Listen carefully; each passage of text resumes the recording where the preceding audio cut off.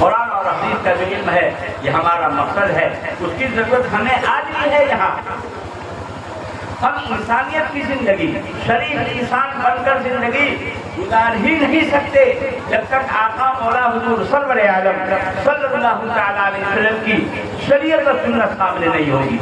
ہم کیسے کھائیں گے اور کیسے پانی پئیں گے اور کیسے کپڑا پہنیں گے اور اتاریں گے اور کیسے جوتا چپل پہنیں گے اور اتاریں گے، ارے کندھا کیسے کریں گے، آئینہ کیسے دیکھیں گے، پخانہ پیشاب کیسے آئیں گے جائیں گے، مسجد کے اندر کیسے آئے جائیں گے، ہماری خلوت کیسی ہوگی، ہماری جلوت کیسی ہوگی، یہ آقا صلی اللہ علیہ وسلم کے سیرت کے بغیر نہیں ہوگی۔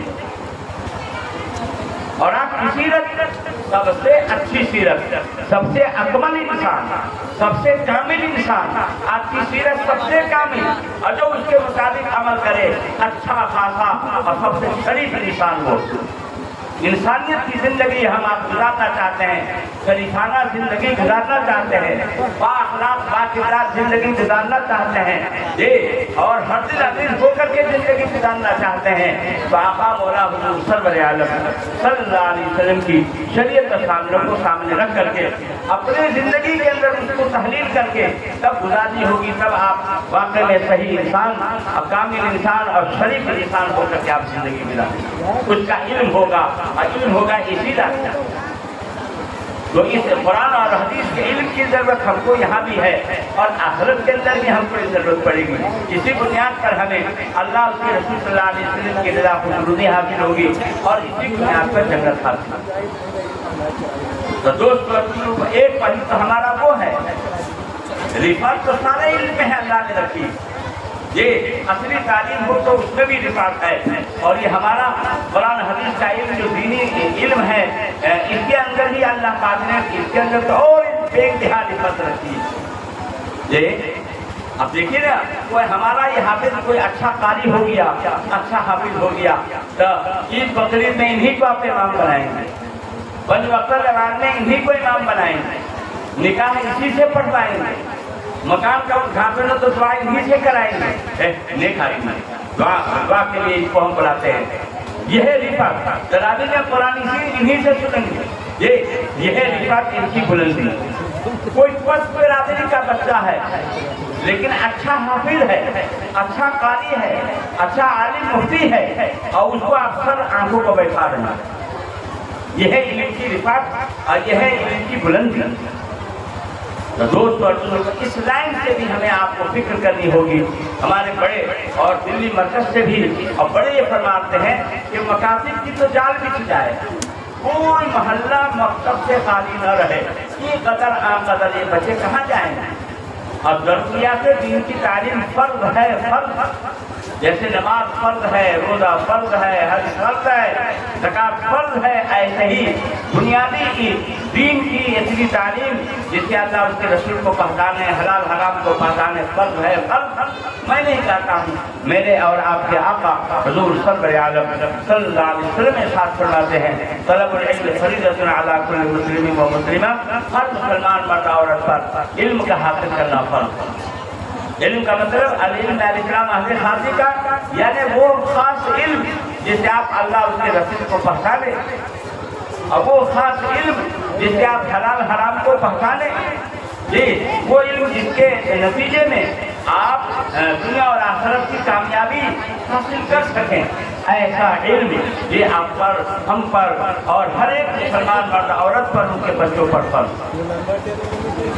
اس لیے دوستو، مکتب کی تعلیم سے ہر کس غافل نہ ہو۔ آپ لکھ پتی ہیں، کروڑ پتی ہیں، اپنی جگہ ہیں، لیکن آپ مسلمان ہیں، آپ کو بھی تو جنت چاہیے، اور آپ کی نسل کو بھی تو جنت چاہیے، کہ کیسے ملے گی؟ اللہ کی رضا خوشنودی حاصل تو جب ہوگی تب جنت ملے گی۔ اللہ کی رضا خوشنودی حاصل ہوگی اللہ کے حکم کو پورا کرنے،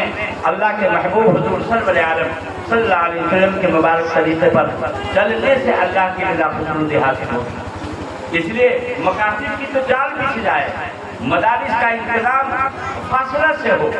گھر گھر مدرسہ نہ ہو۔ بہار میں اسی بتا میں صاحب کہ کتنے مدرسے جیبے میں ہیں، زمین پر بھی نہیں ہے، جیب ہی میں ہے، اور کتنے مدرسے ہیں تو دکان کی شکل، ایک مولانا صاحب ایک دوسرے مولانا سے ملاقات ہوئی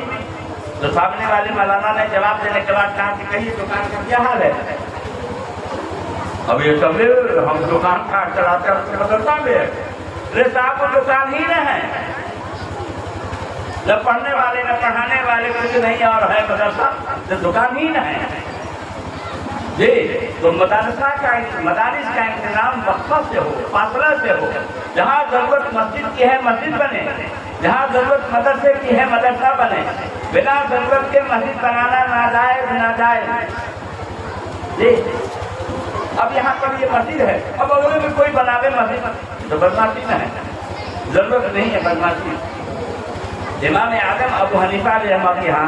ایک صاحب مسجد کا چندہ کرنے آئے، امام صاحب رحمۃ اللہ علیہ کو بڑی گرانی تھی، کہاں بنا رہے ہیں مسجد؟ وہ فلانی جگہ، تو وہاں پر تو مسجد ہے ہی، کیا کے لیے بنا رہے ہو؟ تو لوگ ایک کرنے لگے تو حضرت امام صاحب سمجھ گئے کہ ضرورت نہیں ہے پھر بھی بنا رہے ہیں، ادھر جیب میں ہاتھ ڈالا، ادھر ڈالا، ادھر ڈالا، مشکل سے جو ہے ایک آدھ درہم وہ نکلا تو دے دیا سامنے والے کا، اچھا لو جاؤ۔ کچھ دنوں کے بعد وہ لوگ آئے اور وہ درہم آ کر کے واپس کیا امام صاحب رحمۃ اللہ علیہ کو کہا کہ حضرت درہم جو ہے نکلا، کھوٹا نکلا نہیں چلا، پہلے پیسہ کھوٹا نہ ہو جاتا تھا گلہا ہو جاتا تھا جی، تو کھوٹا نکلا ہے چلا نہیں، تو امام صاحب رحمۃ اللہ علیہ نے لیا اور خوشی اپنے جیب میں رکھ لیا، الحمدللہ۔ شاگردوں نے پوچھا کہ حضرت اللہ کے راستے میں خرچ ہونے پر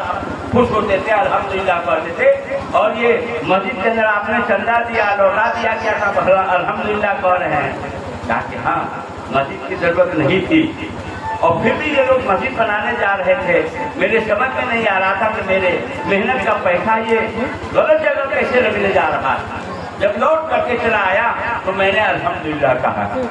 دیکھ بغیر ضرورت کے مسجد نہ بنائی جائے، حدیث میں فرمایا وہ بدترین مال ہے، وہ بدترین مال ہے جو بلا ضرورت کے گارے سیمنٹ میں جو ہے گھسایا جائے، وہ بدترین مال ہے۔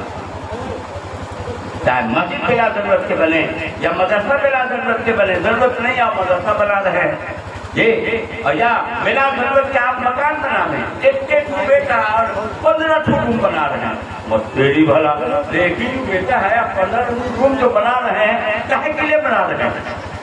ایک تو یہ ہے کہ مکان بنا رہے ہیں بھائی بھاڑا کرایہ پر لگانا ہے، آمدنی آئے گی، وہ الگ مسئلہ ہے، لیکن رہائش کی ضرورت ایک بیٹا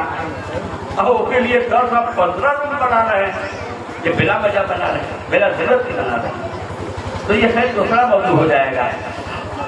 تو میں یاد کر رہا تھا مکاتب کی جان بیچ جائے تاکہ یہ قدر آقد چھوٹے چھوٹے بچے ہیں اور یہ بچیاں ہیں، ان کی تعلیم کا انتظام ہو اور مدرسے جو ہے فاصلہ سے ہو اور ضرورت کے مطابق اپنا ضلع سیور یہ ضلع ہو گیا الحمدللہ جی، سیتامڑھی سے کٹ کر کے ماشاء اللہ سیور ضلع ہو گیا ہے، تنزیلی سطح کا ایک دو مدرسہ کچھ اچھا بڑا، اب یہ مدرسہ پرانا ہے اس کو ترقی دی جائے جی۔ بورڈ سے سنا الحاق ہوا اور پھر وہ جو ہے بالکل معقول ہی درجے میں ہے جی۔ کئی مدرسے ایسے ہیں، رحمانیہ سپول جو مدرسہ ہے حضرت مولانا ولی رحمانی رحمۃ اللہ علیہ یہ سرپرستی میں چل رہا تھا، اب تو جو امیر ہیں ان کے ماتحت ہے، ان کا نظریہ تھا کہ بورڈ کے مدرسے کے جتنے اساتذہ ہیں یہ کیا کہتے ہیں ریٹائر ہوتے چلے جائیں، جگہ خالی ہوتی چلی جائے اور خود بخود آزاد ہو جائے مدرسہ، بورڈ کے پنجے سے یہ آزاد ہو جائے۔ بات ساتھیوں کو تو برا لگے گا کہ بھائی کچھ لوگوں کے پیٹ کا تنخواہ کا اور روزے کا مسئلہ حل ہو جاتا ہے، اس میں کیا برا، لیکن تعلیم صحیح معنوں میں چوپٹ ہوتی جا رہی ہے